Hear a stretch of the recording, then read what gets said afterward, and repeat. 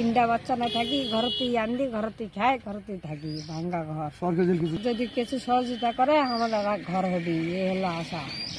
টিনের বেড়া, টিনের ঘর, তিনটা চললে টিনের ঘরে থাকি। ঘরের ভিতরে আমার চুলা, তিনটা চললে আমি জল পাই বেঁচে আমি প্রতিবন্ধী লোক। সরকার যদি আমাকে সহযোগিতা করে।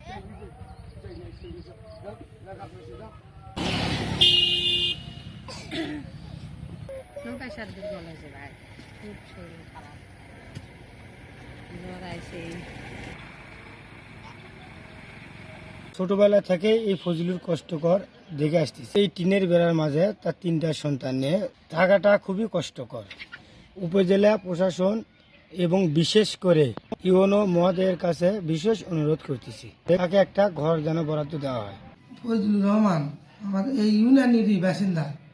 উনি খুব গরিব অসহায় একজন প্রতিবন্ধী ব্যক্তি, কোনো জায়গায় নাই। উনি একটা রাস্তার পাশে তিনটা সন্তান নিয়ে স্ত্রী নিয়ে তো ভাঙ্গা টিন দিয়ে ঘিরে বসবাস করে। ভূমিহীনের তালিকায় আমরা ওনার কোনো নাম পাইনি, উপজেলায় নামটা পাঠাতে পারিনি।